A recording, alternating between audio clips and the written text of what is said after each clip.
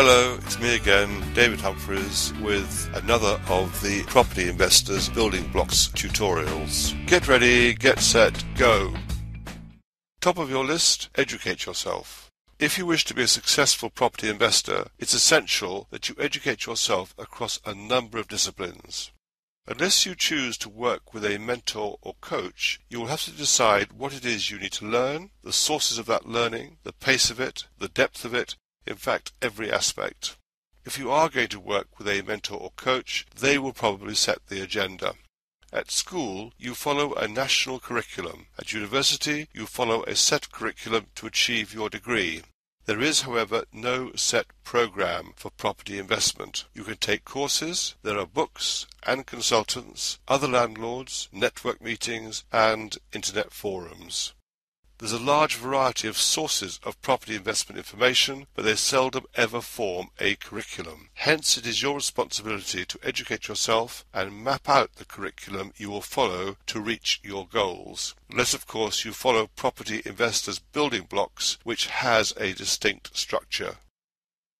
The next point to consider is self-motivation, and you should not restrict yourself to just property-related education. Self-motivation and self-discipline will play a big part in your success, because most of the time you will be working solo or with your immediate partner. So, if you don't like burning the midnight oil and/or have trouble getting up in the morning, you will need to learn how to exercise a considerable amount of self-discipline. And, if you are easily discouraged, you will need to find tools and strategies that help you get through the hard times and not give up on your life goals. And that doesn't necessarily mean the golf club or the pub.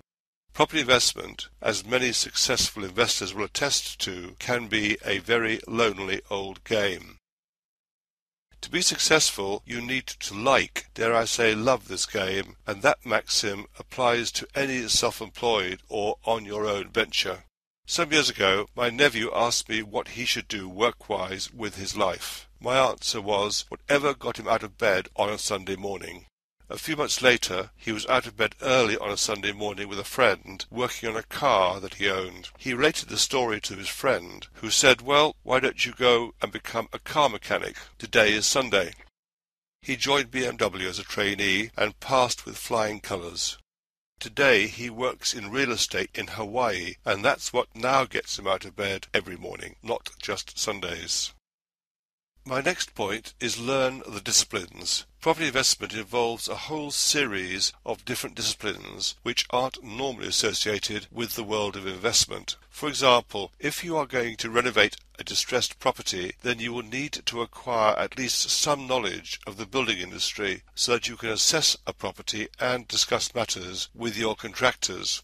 If you're going to handle the letting and management of properties yourself, then you will at least need to learn about and understand tenancy law and the regulations that apply. When setting off down the path of education, you will need to develop a sense of what is right and what is wrong very quickly, as well as distinguish between sound and suspect or biased advice. This particularly applies to training courses, even such as this one, because of the expense involved. Books, by comparison, are relatively cheap, network meetings will cost you a few pounds to attend, and generally no cost is involved in participating in an internet forum. In an ideal world, a training course should be standalone and not involve upselling any further services from the course promoter, with the exception of further courses. Too often, course promoters use their courses to sell everything from houses, off-plan developments, mentoring, to mention 3. On the question of further courses, inside the Property Investors Building Blocks, there are tutorials which will give you a working knowledge on a certain subject, together with all the benefits and drawbacks of employing the strategy or tools provided in the tutorial. However, we will be adding more advanced courses for a number of niche areas. 3 examples are buying at auction, renovating for profit, and houses in multiple occupation, because the subject matter is so wide and varied that it would be overwhelming to include it all in this course. Having completed this course, if you decide that you wish to concentrate on, say, buying and letting houses in multiple occupation, you can return to study the advanced course, where you will find much more detail, including the laws, regulations, standards and so on that are specific to that strategy. Before you start buying any property, as with any worthwhile undertaking, you need to figure out goals you can measure and refer to. One of the tools that we have created is a Get Ready, Get Set, Go list of goals to which you can add additional goals as you progress through your personalized list. I will probably repeat this in other tutorials, but there is no single right strategy because a strategy is personal to the investor. There is no single right set of goals because, once again, goals are personal to the investor. And likewise, there is no single right order or timescale of achievement because, once again, you've guessed it, the order and timescale is personal to you. Start off your list by listing everything, item by item, that you need to have in place before buying your first property. Our list includes general goals, but is not by any means exhaustive. Your list of goals should probably start with the next part of this tutorial, deciding why you are investing and what are the aims and objectives. Probably the second should be recruiting the power team that you will need to achieve those aims and objectives, with a list under each category of the candidates that you have considered your final choice and the reasons why. The next goal in the list should be the locations and neighbourhoods where you will be carrying out your due diligence. In each case, you should include how much time you expect to spend on achieving each of these goals, and then review the actual with the estimate to see how realistic you are being about your own capabilities.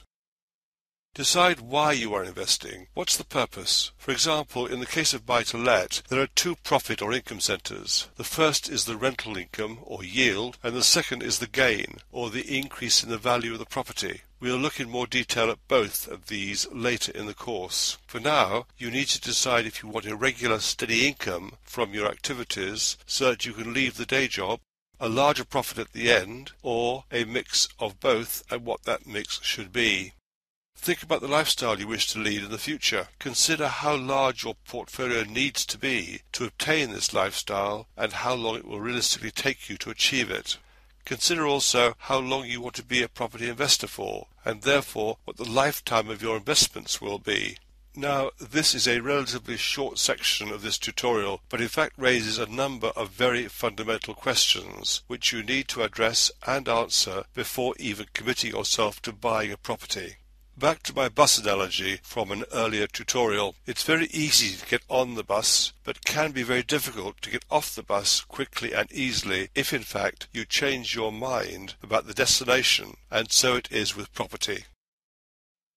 It's fair to say that I don't know of a successful business person who didn't identify goals to aim at, nor do I know anyone successful in business who didn't formulate a business plan at the start and then review it regularly.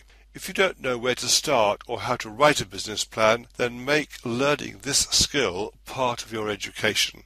There are plenty of freebies on the internet. Just Google business plan, and most banks will happily assist you, again free of charge. It's a question of finding one which makes sense to you and that you are comfortable with. When you first start out, you may not think of property investment as a business.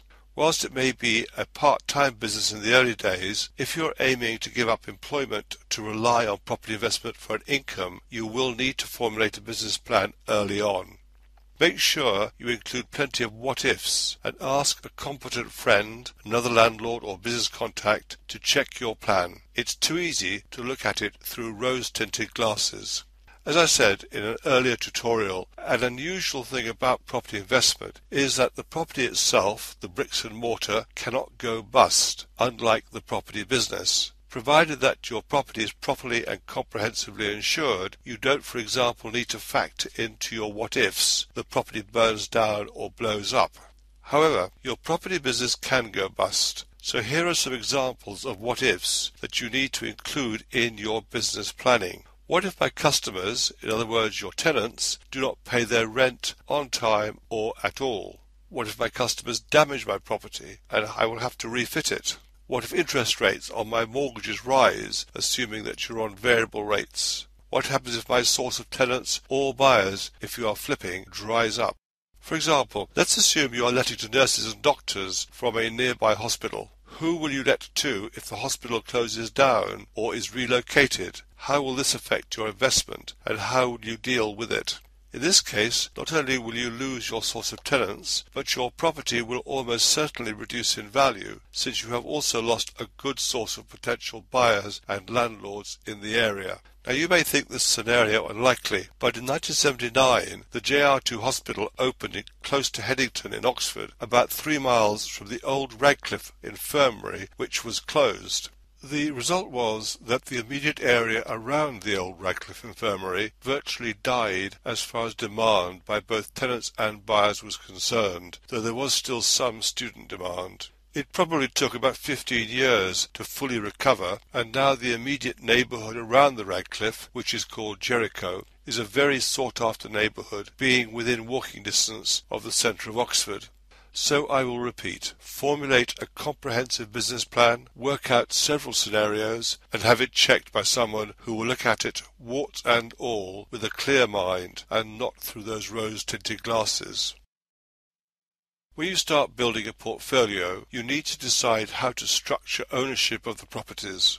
There are a number of options, each of which has upsides as well as downsides. You can own all the properties in your own name.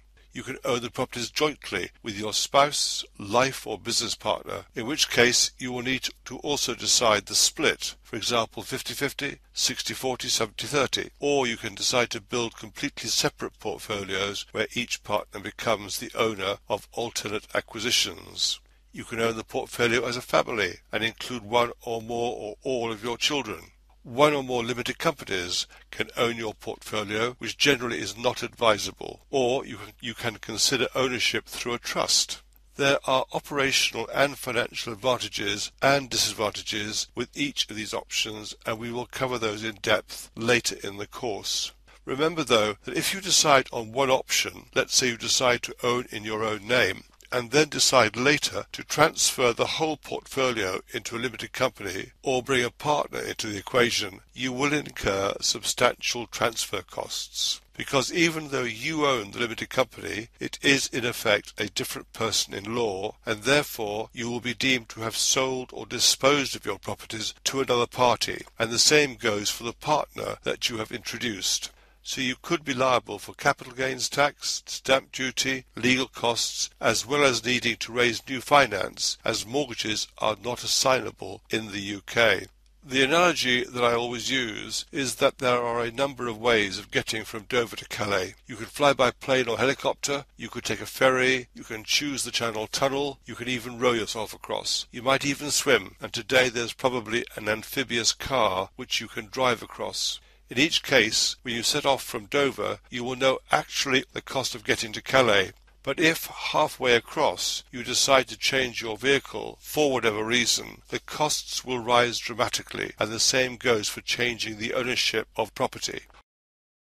One of the strategies that I cover in detail later in this course under Renovating for Profit is that you can generate substantial tax losses, which means that you can receive a rental income on which you legitimately have no tax to pay.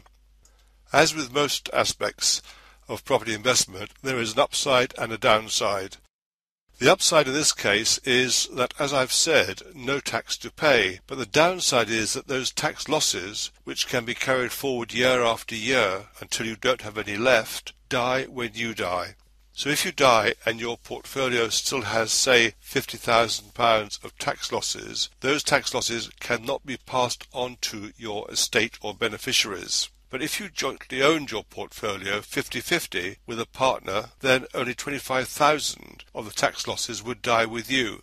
Involve your children, and even less of your losses are lost on your death. And remember, one day you will die, just as tomorrow morning the sun will rise again. So it's essential to examine all the options open to you and decide what suits you. Take advice from your accountant on whether you've got the decision right, and make the decision before you buy your first property.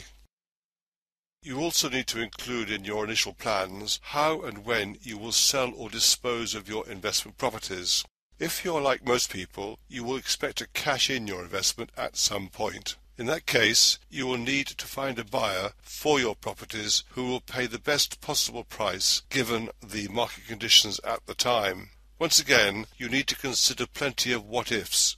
Personally, I do not do buy-to-let. I do buy-to-sell, and I let in the meantime. This means that I'm always looking at property thinking, can I sell it when I need to or want to? And if so, who will I sell it to? Does it fit the end game?